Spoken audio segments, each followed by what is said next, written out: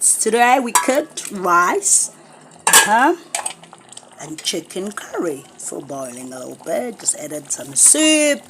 You see, it looks good. It's the best stew ever. I love cooking for my kids. I don't cook all the time, people. It's not like my favorite hobby, but I have to cook. The kids have to have healthy meals. I could eat takeaways. I'm already old, but I would also like to be healthy. So for health reasons, let's cook.